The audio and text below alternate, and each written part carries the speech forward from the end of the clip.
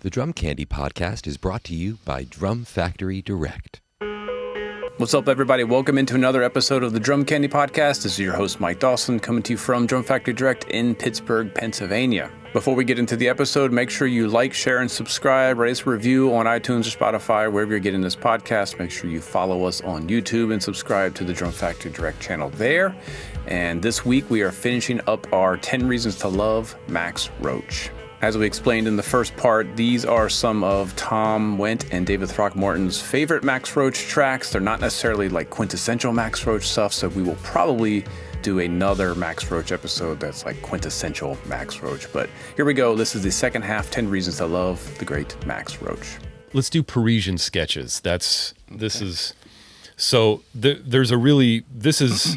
was a group that Max had that was also a chordless quintet, and there's a really interesting, and since we're based here in Pittsburgh, PA, Pittsburgh connection to this band. So as the story goes, Max was playing at the Crawford Grill with the band with Booker Little and George Coleman, and Max could be a volatile person. He could sort of make snap decisions sometimes, and as the story goes, he fired his entire band at the Crawford Grill. I don't know why.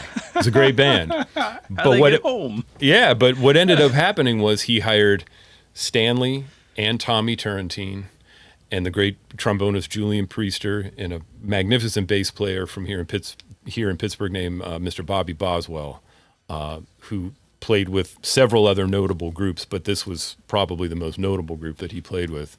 And that was his group for a year and a half, all of 1959 into 1960. And so this is a record that group made for the Mercury label called Parisian Sketches. And we're going to hear the title track, which was kind of a suite.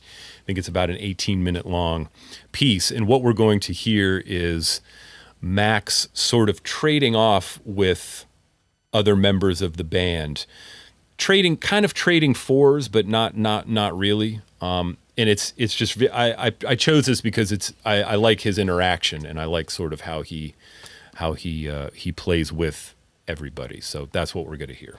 Parisian Sketches. All right, hopefully I got the right version. Light Jazz in Paris. Let me see. I'll find out. Let me play it. Yeah. That's fine. Yeah.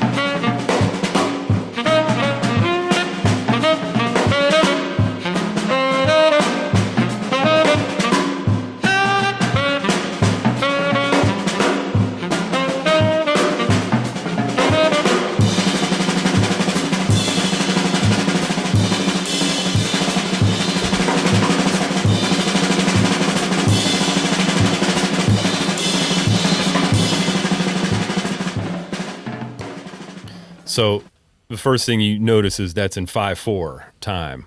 And Max was one of the very, very first to experiment with playing first in 3 and then 5 in I think 1955 or 56 on MRC, he made a record called Jazz in 3/4 time, which is a classic record. And then he started experimenting playing in 5, and he was masterful at it. And a lot of times he would use that bass drum and hi-hat 1 2 3 4 5 1 2 3 4 5, and he would play over that ostinato. Now, an interesting story, the bassist in this group, Mr. Bobby Boswell, who I was honored to play a bunch with before he died, he told me this great story. So in 1959, Dave Brubeck's Time Out record comes out with Take 5.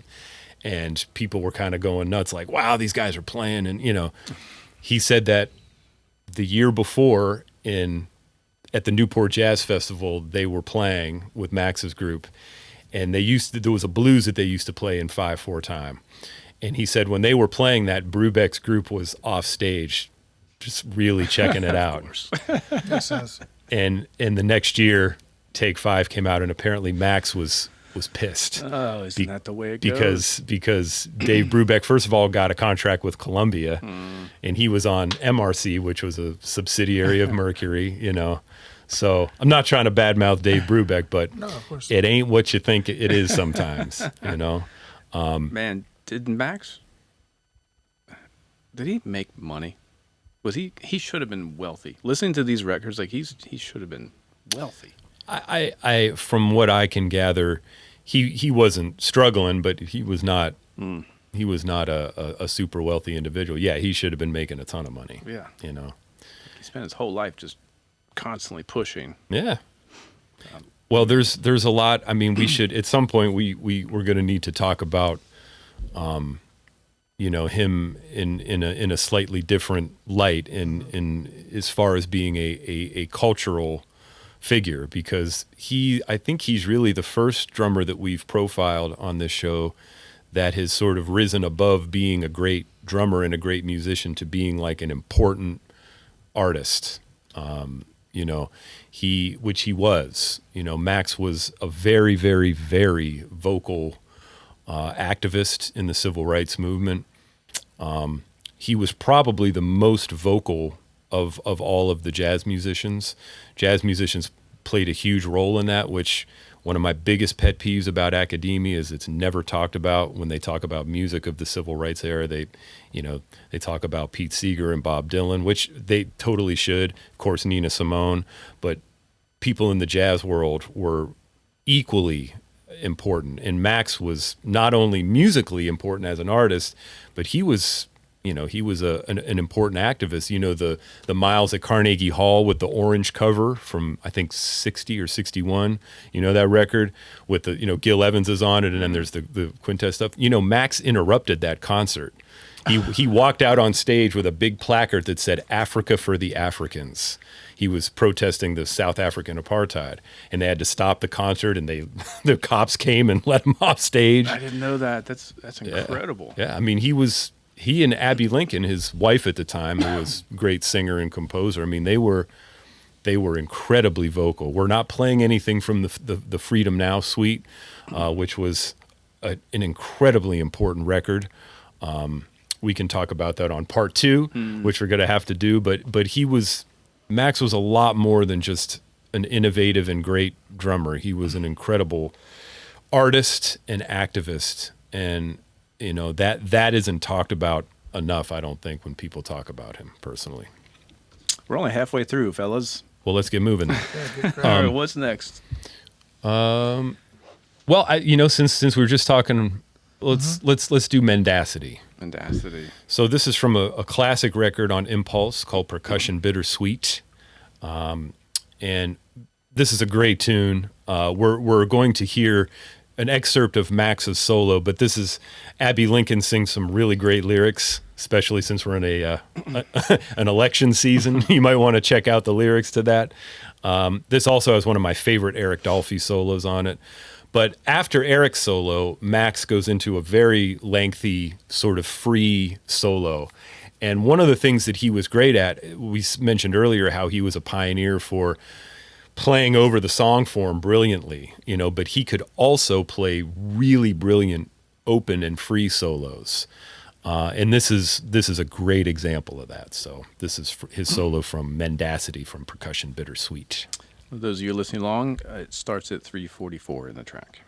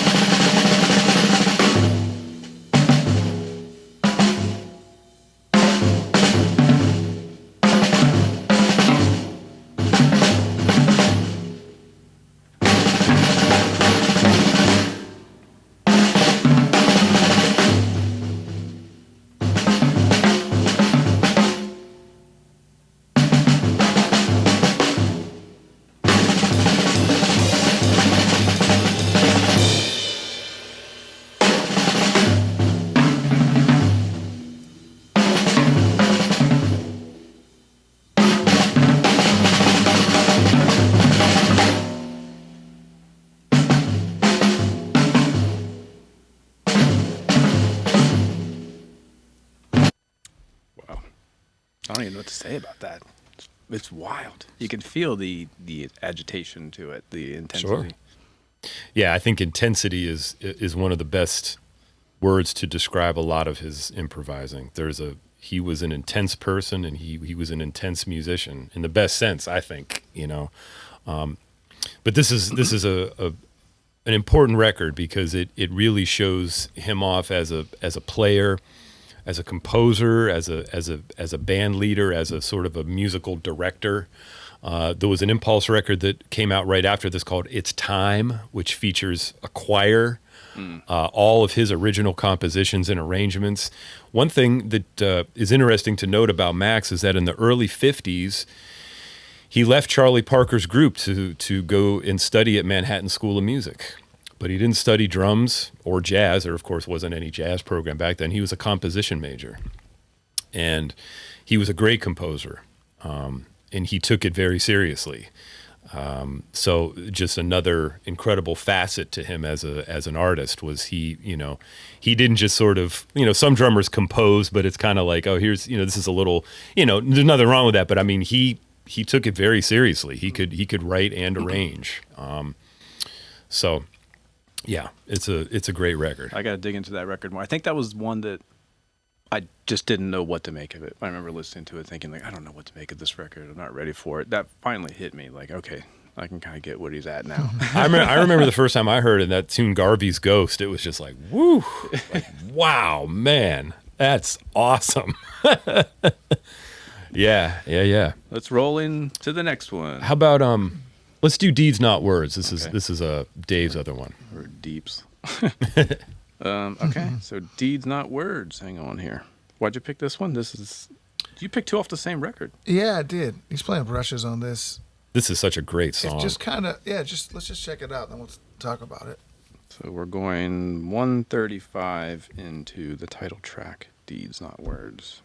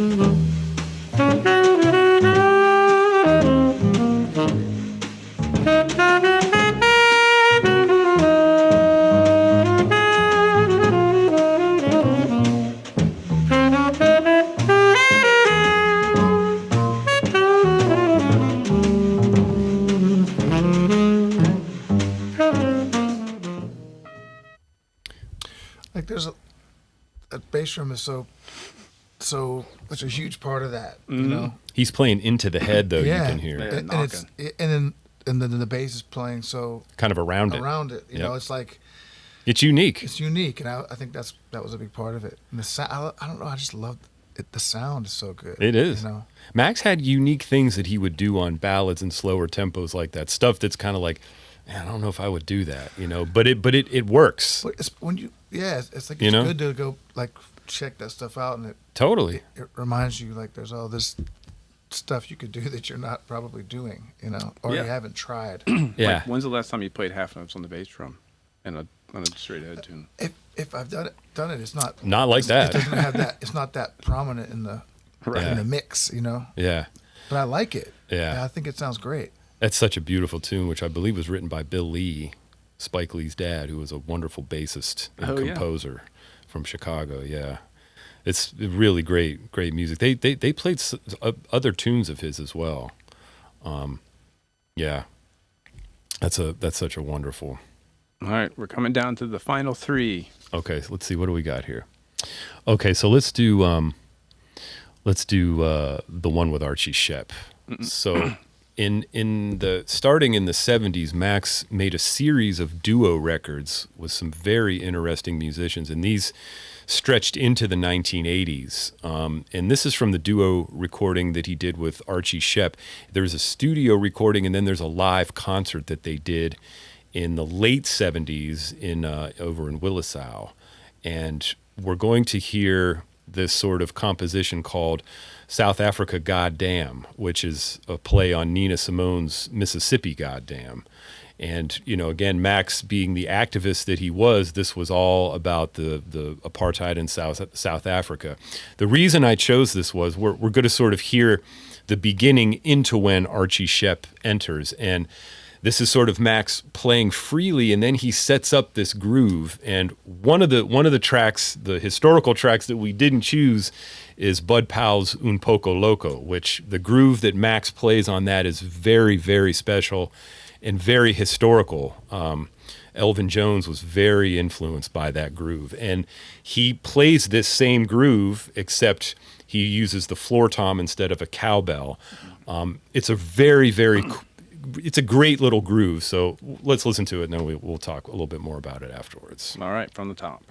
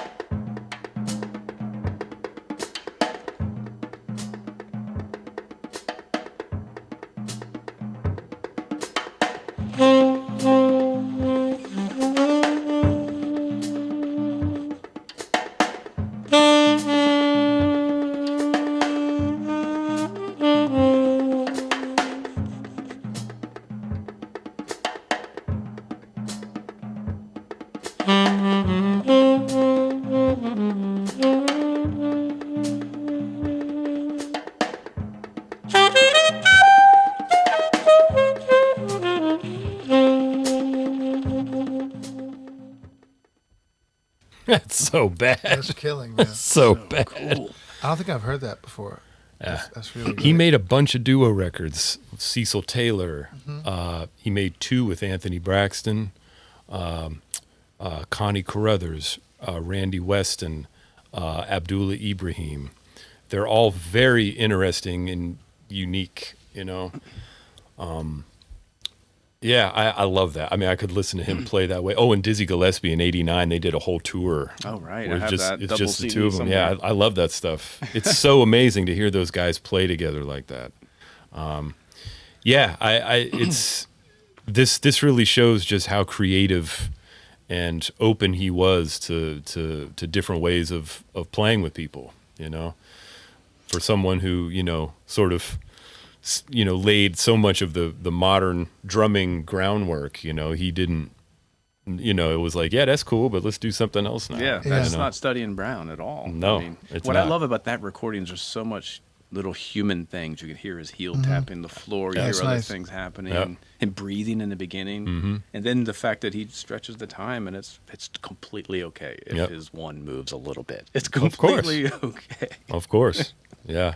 Yeah, it's I love listening to him play that way. Yeah. Because you hear the history, you hear his contribution, but then it's like okay, and now for something totally different, you know.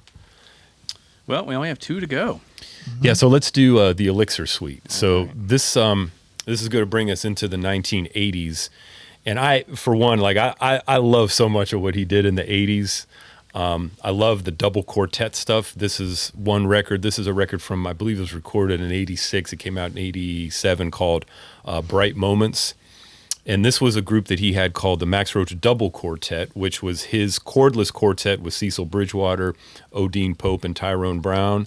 And then, for those that might not be aware, Max's daughter, Maxine, is a very accomplished violist, and she had a string quartet called the Uptown String Quartet, which was made up of 4 Black American women who were just absolute fantastic string players. And they made several records as the double quartet, and I love this stuff. Some people might not be that into it, but I love it. Max is playing very big drums with double-ply plastic heads and very sort of brand new clangy sounding A zildjians, and I love every bit of it. I love the sound that he gets out of the drums, and so this is a tune that I believe Odine Pope wrote called the Elixir Suite. And what we're going to hear is sort of Max going back and forth with the 2 quartets, improvising in between. All right, from the top.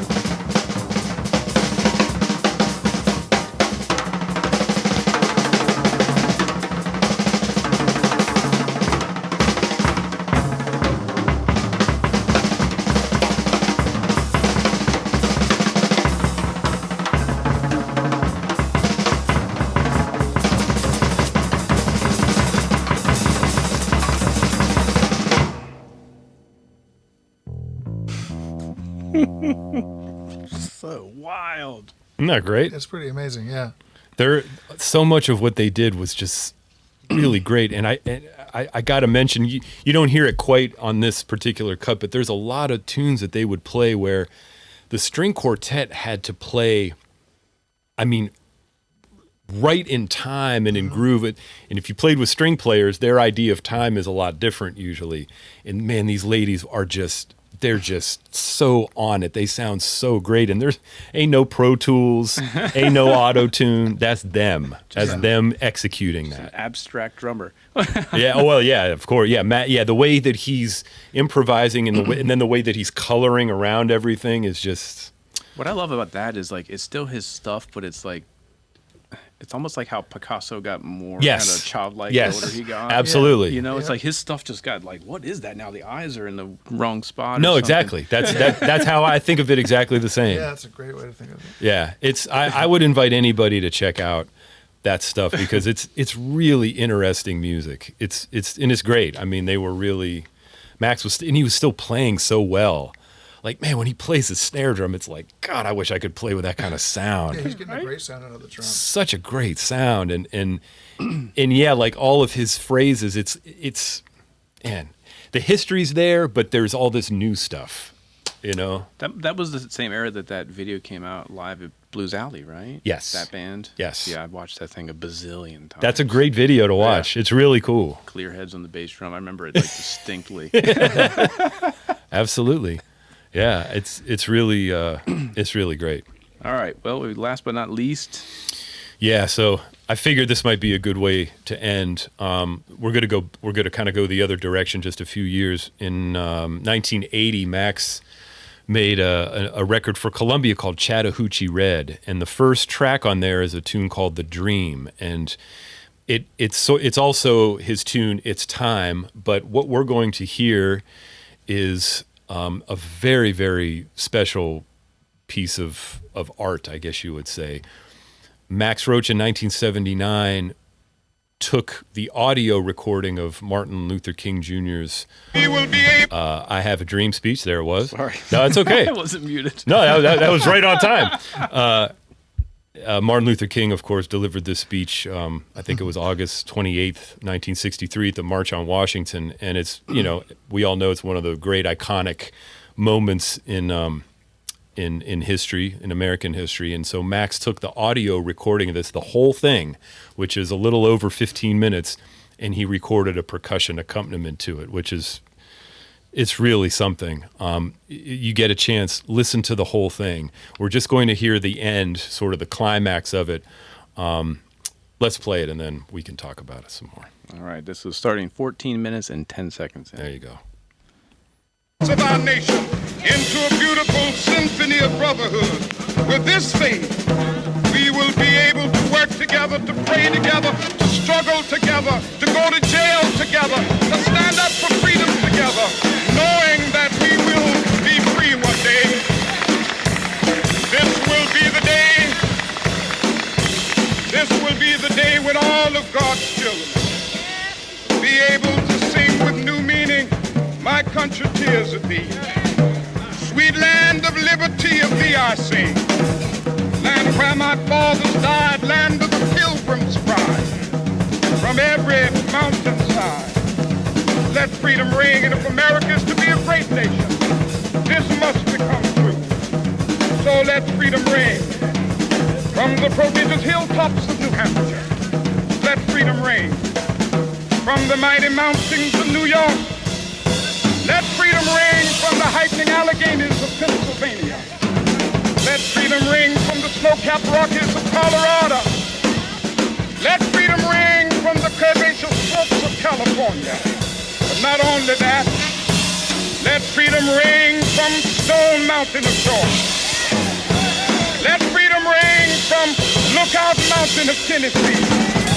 Let freedom ring from every hill and molehill of Mississippi, from every mountainside. Let freedom ring, and when this happens, when we allow freedom ring, when we let it ring from every village and every hamlet, from every state and every city, speed up that day when all of God's children, black men and white men, Jews and Gentiles, Protestants and Catholics, will be able to join hands and sing in the words of the old Negro spiritual. Free at last, free at last. Thank God Almighty, we are free at last.